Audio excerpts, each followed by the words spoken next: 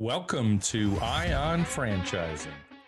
Hello, everyone, and welcome back to another fabulous episode of Ion Franchising. I'm your host, Lance Graulich. I have an industry friend here today, successful franchisee, multi-unit, multi-brand franchisee of Furry Land and Fetch and Units and Houndstown and who knows what else. He might surprise me with something else today. Welcome to the show, Mr. Gerry Romanelli. Hello, Gerry. Hello, Lance. Thank you for having me today. My pleasure. Thanks for being here. Remember that old Seinfeld episode? Hello, Gerry. Yeah. Well, hello, Gerry. So we're talking franchising, Gerry. You're a successful, still new franchisee of quite a few brands. How did you get into the world of franchising? People listening always want to understand, how did you, I guess, detour or find that path to franchising? Actually, it was a little bit of planning and a little bit of good luck. I like to call myself a corporate America refugee who had to get run out after 27 years, and it was time to kind of do something else. And I worked for a smaller company that I owned. It was a former customer of mine that hired me, and I owned a minority share of the company, and it was really fun owning a company. And we did really well. The good news, we did really well. The bad news is they decided to sell it to a Fortune 10 company. So I was not going back to corporate America, and I had a taste of business ownership. And ironically, at that time, I got hit up on LinkedIn by a franchise consultant who happened to reach out to me. And it was just I think a lot of corporate people think about it, but don't pull a trigger. But I kind of had an event that allowed me to pull a trigger, looked at a couple of different brands, and jumped in early last year with our first couple of purchases of franchises, and then realized that, it seems like, I jokingly tell people, franchises seem like tattoos. Once people get one, they're already thinking about the next one. And so as opposed to waiting, buying one and getting it up to where we wanted to be financially, and then doing another one a year later, we said we were in a decent financial position, and we said, let's just open a few different ones. And let's see how we do, so that hopefully they all get to that, I call it the road to revenue and the path to profit. Let's hope they all get to that profitability at a similar time. So we just jumped in both feet. I love the road to revenue and the path to profit. I do talk about profit path, but path to profit is also awesome. When you mentioned the tattoo thing, I did tell somebody recently, not on a podcast, about like having kids. When families tend to do planning for when they're having kids, having kids back to back might be the easiest thing to do because you're already busy, you're not sleeping. Kind of the same thing with the business, right? It absolutely is. And maybe that's why I have 5 kids, and my first 3 were 3.5 years apart. So let's talk about, what was your first brand? Because I think even the most exciting part of any of these stories is, what was the first, and why did you pick that as your first business you were going to go into? So our first brand, and we actually bought 2 very close together, but our first one was Units Moving and Portable Storage. We looked into it. We really, for all the brands, we wanted to look to something that's, I don't like the term proof. So we looked for something that was recession resistant and COVID resistant coming out of there. And it was in logistics, so it fit in with my background in corporate America was in logistics. So it was a very comfortable fit. And we just saw something that, I'm sure you talk about this with clients. It's Amazon proof. It's recession proof, like we talked about, a recession resistant, doesn't require a ton of employees. So we were looking for those type of things to get into as our first foot in the door. And it really met all that criteria. So we jumped in. We also looked at the time it would take us to get up and running. So, when you talk about the path to profit, to me, that's kind of the day you open your doors. When I talk about the road to revenue, I think about from the day you sign that check for the franchise fee, how long is it going to be till my doors open and I start seeing revenue? And we felt like Units was didn't require a lot. So it was a pretty quick entry into the market. So we did that, and then almost at the same time, we signed a 2-pack for Houndstown, and we did that knowing that that's a much different road, because you're trying to get a building upfitted in where I tell everyone, the only people I've met who don't like animals is landlords. So you're trying to find a facility, which takes a lot more time. So even though they were purchased at the same time, we knew they'd be kind of timed for their opening. So it gave us the opportunity to get one going before the other one. So Gerry, let's go back to units real quick. So what was that investment roughly? Actually, the units investment is roughly about $200,000 for the territory that we bought. We bought a territory that covered all of Greenville and all of Asheville. So of all of the brands, that was probably the most expensive because of the one of the more expensive because of the territory size that you're getting. You are the only player in your market for that brand when you do it, which actually was very appealing to us as well, versus, there's other brands that are great brands, but you may have 3 other franchisees in your city or 8 other franchisees in your city. And did you buy a truck? You have to commit to like one truck right away, or what was that? You have to commit to one truck and 60 containers. And then you have a commitment that as you fill up and reach capacity, you continue to invest, because the theory is they want to continue. Like most franchises, they don't want franchisees that become complacent. You want to keep growing the business. So you get to a point where either you turn it over to someone or you sell it and make money on it. So that was the initial investment. We actually acquired, at the same time, I didn't include it in that amount, we actually acquired the location that was in our town. It was their 3rd corporate location, smaller location, and so we acquired it when we acquired the other territory. So we kind of put them together. Yeah, so it was nice. So that again gave us something that was going to be open much faster than, again, starting from the ground up. Love it. So so you've had that now. That was your first one, units, and you've had that since when? We officially opened our doors and took it over in July of last year. So we've been open 14 months now. Okay. So July of last year. And then at what point, who was the one that brought, how did Houndstown come about next? Houndstown was actually our franchise consultant presented us with about 12 different concepts after interviewing my wife and I about what we were interested in, what we were, she's been very involved in animal rescue and loves animals. And so he presented a couple of options. And after we made the commitment to units, we were still in the discussion with Houndstown. And we just said, why don't we just go forward? Houndstown, or 2-pack at Houndstown, I think I want to say is 80,000 or something like that, so it was not an incredible investment. So we decided we wanted to do that as well. We were very impressed with their philosophy on pets. And like I said, we knew it would take us longer to get up and running. Interesting enough, we're still not up and running because of finding a facility. Yeah. Well, and that's the conversation I had with a client this morning. When you do retail, you have to find a location.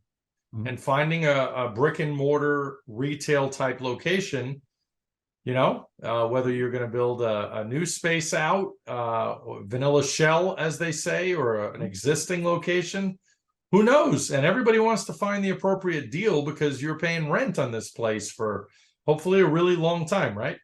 Yeah, absolutely. You're hoping to be paying rent for 3-5-year leases or 15 years. Interesting enough, we like I said, we still haven't opened yet. We're still negotiating for spaces in Asheville where our Houndstown is going to be, but we bought a Houndstown that had closed in Charlotte. And so that one, why we were waiting anxiously, we opened one that had been closed in a matter of a month because that person had done all the work. Gerry, I got to ask, I didn't know about the closed Houndstown that you bought. So why don't you share with the audience? Because I run into this fairly frequently. People ask me the question, why do people fail with a franchise? And you and I know those answers.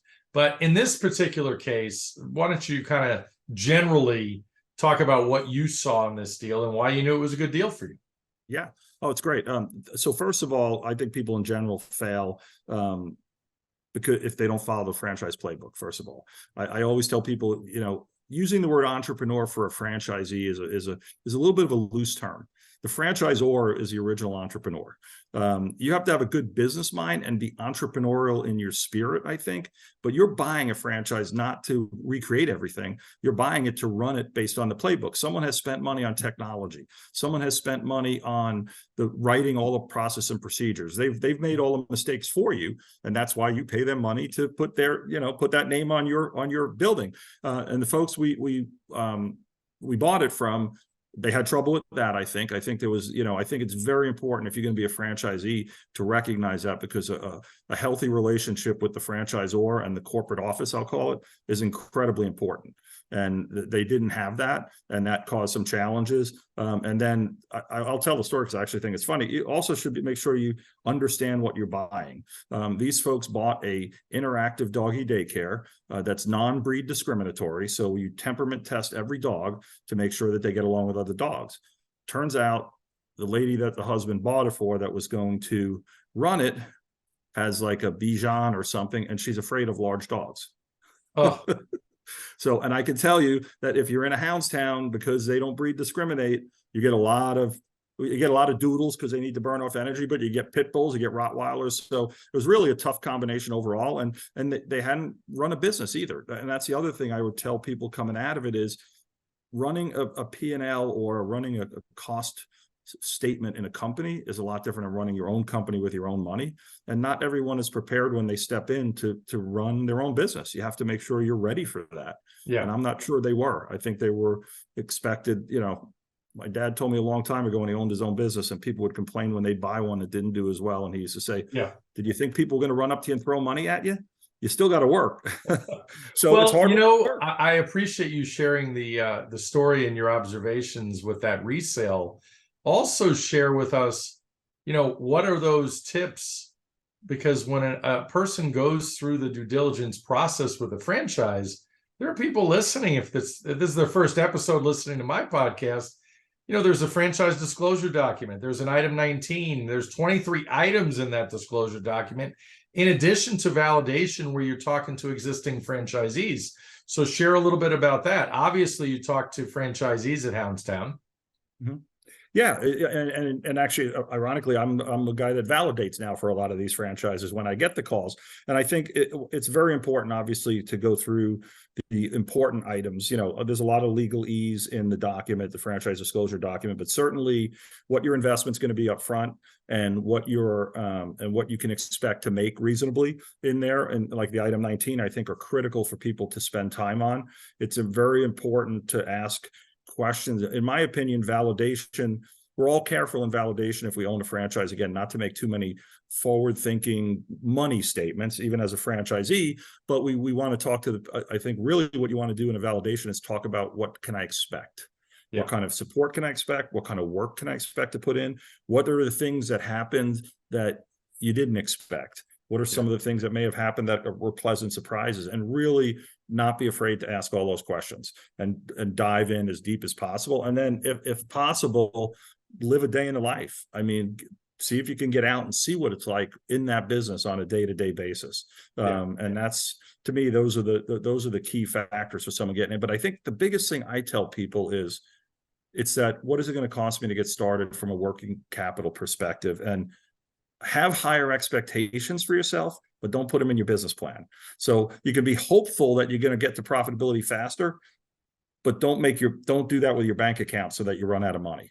And I think too often people think they're going to come into it and I'm going to outperform, and then they find out they run into cash shortage problems. Yeah, this is great info, Gerry. And you know that there are people that ask on a regular basis. You mentioned the ramp up period, that first year especially. Set realistic expectations. I have conversations with people like, are you average? Well, I think so. And I know I catch them off guard. It's a strange question, right? Mm-hmm. Where are you in life? Are you average? Are you above average? Are you below average?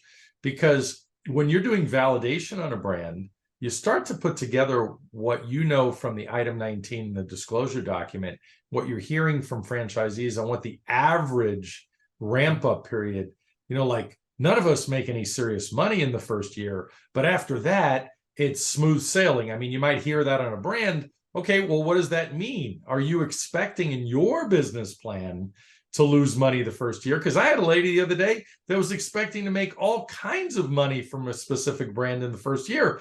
And I said to her, I go, I don't think you learn that in validation. Well, you don't. And when I talk to people, and item 19s, you really got to dig into it. And everyone could do those slightly different, and there's averages of averages, that. But I kind of encourage people that when they come over and the first question they ask is, can I replace my income? My answer is, don't quit your job. because you're not going to replace it the first year. And if there's a way to do your job while you start your franchise, I highly encourage it, because you are going to, unless you're well capitalized personally, you are going to go through not making money for a year, and you're not going to take a salary in most cases. If you can take one, but it's just going to make your business less profitable that first year. So you really have to be aware that that's going to happen. And again, that's why I say, going into it having wishful thinking that you'll do better is I just caution people, because I think these franchises have done it long enough that they know what it takes to get up and running. And I think the other thing, Lance, is people should really, in that case, they should really look at what role they want to play in the organization, because if you really want to grow it faster, then you got to be out there pounding the street, right? Yes. Being the greatest dog handler or container handler isn't going to grow your revenue any faster. If you want to grow it at a faster pace, you've got to be committed to getting out into the market. Again, you're not going to be sitting behind a desk anymore if you want to grow it at a faster rate. Yep. Doing business development, tell everybody what you're doing. And there's no doubt a hands-on owner is going to grow a business faster. But you brought up a great point. I've had quite a few candidates over the years that started stressing of how do I make that leap? It's what you and I would call building that bridge from being a full-time employee to being a first-time business owner. How do I build that bridge successfully? And as you know, some people need a steel bridge to cross over, and other people use a rope swing. Depending how crazy and risk averse, maybe they don't mind the risk. But yeah, if you could stay at your job, that's awesome, because then you get to soak up that corporate salary in the meantime, right? Yeah, absolutely. Because otherwise, you need to realize I'm not going to have a salary, or I'm going to have a limited salary for a while. And this, everything from benefits and, what about benefits and those, you just got to be prepared for the fact that small business ownership, whether it's franchise or on your own, there's inherent risks, and it takes time to build your brand in that location. And again, like I said, for many of my clients, if they're coming from the corporate world, I encourage them, if there's any way to maintain their income, have a spouse start the business or that, then it works out. It would work out really well for them. Absolutely. So next up between units, then Houndstown. And by the way, is the Houndstown you took over? When did you officially take that one over? And how's that? We opened it in April of this year. Great. Yeah. So far, so good. So far, so good. We're not at the year point. This is, I'll throw in this thing. I tell everyone, I got some really good advice with units being my first franchise. And when I talk about recommendations and following the corporate recommendation, one of the biggest things you do is you spend marketing dollars. Corporate recommends you spend this amount, or requires you spend this amount when you get started. And a lot of it's for Google search words and AdWords, whatever you want to call them.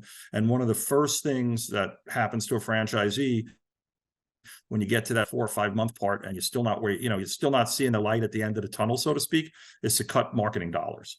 And I had someone give me the advice to say, once you cross that 6 month point, you'll be surprised what'll happen.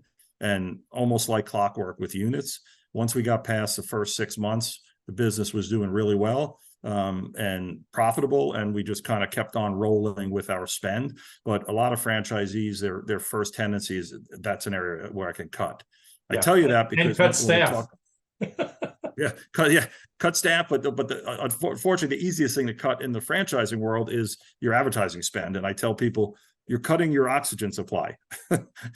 It's, most of them will recommend after 12 months or 18, you scale back. But if you cut it before then, you're literally cutting off your oxygen flow. I love that advice. Don't cut off your oxygen. No. So we covered the first two. So then what was the third brand, and when did that happen in this? So the third brand was Furry Land, which had happened not long after I went to the FranServe convention and learned about all the brands. And Furry Land appealed to me on a number of fronts. My wife and I have always had pets and a number of pets. And I tell people all the time, whenever we've moved 13 times, and it's easier to find a pediatrician than a dog groomer. And so there's always been a need out there, people will pay money to, and a lot of these new breeds have to be groomed. It's not a choice, the doodles and that. So people feed their kids Cheerios, but spend $150 on a dog grooming. So we thought it was a good business model. And the other reason we liked it was what we kind of talked about, the road to revenue, because it was a mobile business. The speed from buying the franchise to actually serving customers was months. I mean, we were literally just get a vehicle within Yeah, we were up and running within a few months. Hire a groomer, start your marketing, get a vehicle. During COVID, it was a little slower because of, supply chain. But by the time I signed up, from when I signed my deal, we were grooming within 4 months. And again, we thought it was a great concept. We really liked Phoenix Franchise Brands for the leadership and how they worked with us. So we bought Furry Land, and this is where I kind of put your seatbelt on. We bought Furry Land in like October, ordered our first van a month later, had it delivered February, first week of February, started advertising in January, and we're booked out 2 weeks as soon as we started. Wow. Got it. Now we bought it. We live in Greenville. We bought Charlotte because Greenville was sold. Got a call that Greenville might be available for sale as a resale, and we bought Greenville in March, a month later, from the previous franchise owner. So how many territories or how many vans? Greenville will be 5 vans. We have 4 now. Charlotte will be 7. We have 4 there now. And then 2 months later, we bought the Atlanta franchise from the Atlanta franchisee. So we bought out that one, and that one will be 14 vans. And we have our third one going in there now. So we really went all in from the standpoint of, we thought it was a great concept. And it came down to, again, not to speak ill of people, but a couple of franchises that really either weren't capitalized enough for a big van market, or in the case of the Greenville market, didn't follow the franchise playbook and got way too far out over the skis by, not adding vans in a sequential order and adding them all at one time. And so it just presented a wonderful opportunity for us, and it's really worked out well. So we're really pleased with where that has gotten us. Incredible. And so we've been running those for less than a year. The one in Greenville only opened in September of last year, so we bought it out after like 6 months, and Atlanta opened a similar time. So who's managing what between you and your wife? Okay, so my wife runs Houndstown for now. We have an assistant manager that we're kind of getting up to speed. I run Furry Land, but since we have 3 franchises, I now have a director of grooming services. She's fantastic. She was a groomer. She has experience in kind of dispatching in the franchise world from road to rooter. And so she's done an excellent job running that. So I kind of pull away a little bit. And then my son actually runs units now. And I really oversee 22, 23 Perfect. yesterday, 23. Yeah. Perfect. So, and that's kind of what we're building them for. I oversee all 3 of them from the financial standpoint, from the business planning, all the contracting of anything, all the communication with the franchisor and corporate, but they kind of run the day-to-day. I'm really trying to work on the franchises, not in the franchises, which is another conversation, you and I have with potential franchisees. You want to be putting the mustard on the burger, or do you want to be, running the burger joint? So we're getting to that point. And then the last one we just launched last week is Fetch. And we took the market and we did it. It's kind of an experiment with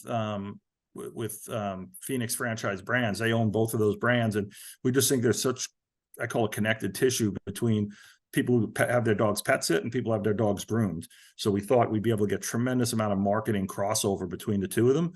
So we took the territories over in the Greenville Asheville market a couple of weeks ago. So we actually just launched this week. So we're your really third excited. Pet brand. Yeah, our third pet brand. We're really excited about dog poop, apparently. No, we're really excited about we're really excited about the brand. Again, I just think people will spend money. I don't know if you have pets, but people spend money on their pets. Jerry, we have 4 dogs. Yes. Mm-hmm. Yes. My brother and his wife are both veterinarians as well. Okay. Yep. So it's funny. I just got approached by a pet crematory as a new franchise that I just reached out. It's like, interesting. People spend money on that too. I've got enough urns in my house from previous pets. So everything in the life cycle and the afterlife, if you will, of a dog. So for sure. Absolutely. So so we that's where we sit today. And our goal is to continue to grow those to where, you mentioned that our goal is by the end of year 2 for each of them to be what would have replaced my corporate salary, just to kind of get to that, build them. It's one thing I will say, it's interesting. All the brands you look at, you all end up back at the same number, in my opinion. And maybe it's just the ones I bought. They all project out at a similar top line revenue, and you all project out at that 20 to 30% net at the bottom, hopefully make, the guys I know make a couple $100,000 a year replacing that corporate salary. And that's the kind of design of each one of them. And like I said, the thought was, let's do them all now. So we're not constantly saying, let's not take a salary on the next one while we reinvest. So we kind of reinvest in all of them at once. You have an awful lot of them. This isn't just one to replace one corporate salary. So, I can't wait to hear down the road, your cash flow of $2 million or something out of all of this. I'm sure your projections are pretty high in the long run on this, right? They are. Yeah. We want it. That's pretty much where the numbers are for net, on an annual basis. And, I did promise my wife, she told me, no more tattoos and no more franchises for a little while. We got to. I love it. Well, you alluded dry. Exactly. Let the ink dry. You alluded to it earlier. We didn't really talk about it yet, but in the midst of all of this, you became a franchise consultant, like I am. We are one and the same, brothers in the FranServe network. And how did that come about in the midst of all these brands? You obviously thought, if I'm really going to get in it, I might as well help other people. Yeah, that really was it. I saw my career plateau in corporate America, and was pretty much told this is it. And I used the Shawshank Redemption line: time to get living or time to get dying. And because if I would have stayed a few more years, I would have had you kind of hang on by your fingertips at that point, right, for retirement. And so I made the decision to get out, and it was so invigorating to be involved in the discussions of owning your own, even the validation calls and the visits, the discovery days with the franchises were exciting. And so we really just absolutely loved it and said, why can't we help other people do this? For me, I have franchises. I'm not looking to make a killing on it, but if I can help any of my friends get in that same position when they feel, they all approach you. A lot of them still aren't ready to cross that rope bridge yet. They're waiting for the steel bridge, but really that's the reason we did it. And at the same time, franchising is a fascinating world. This 20 years ago, it had a bad name, and it's fascinating now. And to learn about all these brands is just, even that is fun part of it. Every time a new brand comes up and learning what's available, it's one of those ones where when my kids were little and every time we drive by a UPS truck, they would go cha-ching and say UPS truck. Now, every time we drive by something, I tell my wife, that's a franchise. That's a franchise. I think it's driving her crazy. Yeah. Did you know that's a franchise? So it's just, I really think it's a fascinating world that more people need to discover. And I personally think it's one of the, maybe easy is not the right word, but I think it's one of the more direct routes to business ownership for someone, especially if you don't have significant experience in building business plans and all those other things. It's a quick road to being your own boss, and with a little bit of guardrails with the support of a franchise network.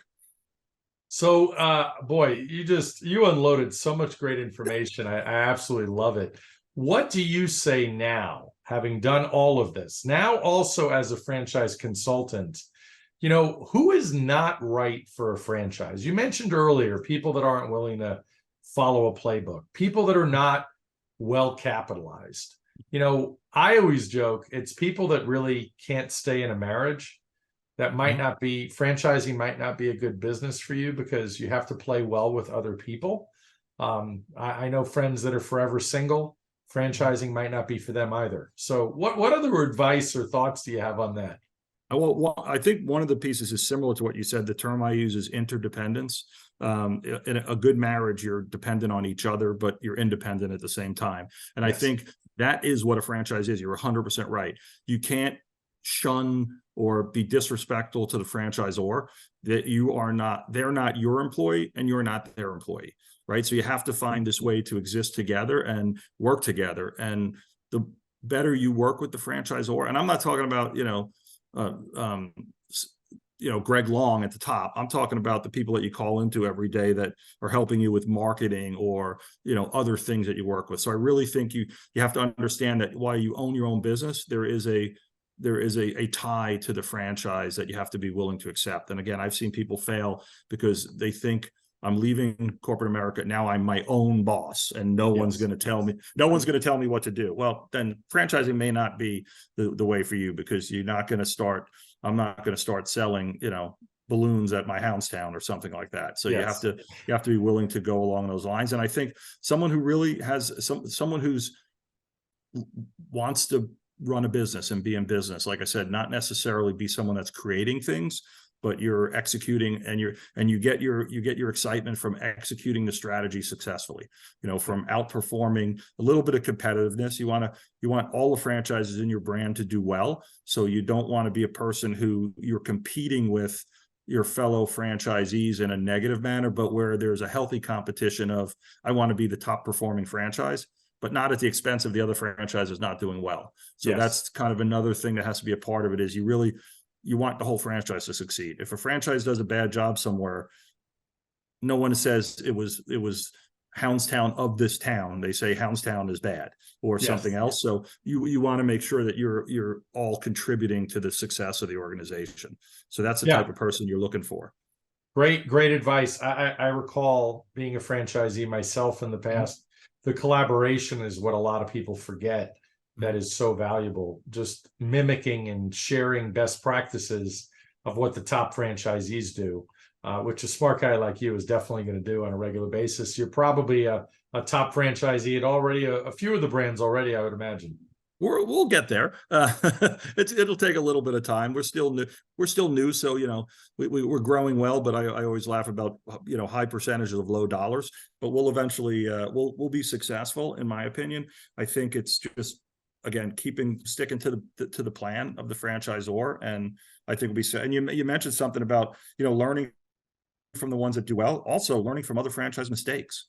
The Absolutely. franchisor will share some of that with you. Not everyone is a great franchisor. I would rather learn from someone, rather learn something's hot from someone else burning their finger than burning my own finger. So so I think that's another key going into it. You have to be very open, to your point, to work with the other franchise and listen to them to see what's made them successful. Not, I'm just going to go out there and do it my way because I know what I'm doing. Gerry, you've been amazing. Final thoughts, final tip or words of wisdom. All you. Nothing ventured, nothing gained. And I think if you're a person that's looking for a franchise, at some point you're going to have to take the step. And if it means starting with a smaller investment and a little bit smaller franchise, then do it. But if you stay on the sidelines, nothing's ever going to happen. So I would just say, I'm glad. I probably could have not done this, but I wanted to build something for the future, and I'm glad I took the leap. It's not without stress at times or sleepless nights, because it's your money, but it's going to be my money next year when it's coming in. That's the beautiful part. You get to control that part. Yep. So I would just say, if you're thinking about it, do it. So, because it only gets harder the further on. I will tell, here's the other advice I give people. I tell people this today. I wish I'd sent 5 kids to college. One of them ended up being a lawyer, which I consider, no offense to lawyers, but a very high-end trade school, right? You're paying for a specific skill set. All the rest of them came out with a piece of paper and had to go find a job. If I could have took those hundreds of thousands of dollars and bought all my kids a franchise in their 20s and started it with them and got them up and running, I would do it over again today. So I advocate heavily for people, even if you're not buying it for yourself, you have a adult age child that you can invest in and build a business together. I think that's a great way to get into franchising. I love it. Perfect place to end it. You see my kids there now. Yep. I love it, Gerry. Fantastic. You were awesome. And you and I will talk soon. Thanks for being here. My pleasure. Thank you. Thank you very much for listening today. Please like, follow, and subscribe. This is Lance Graulich. Until next time.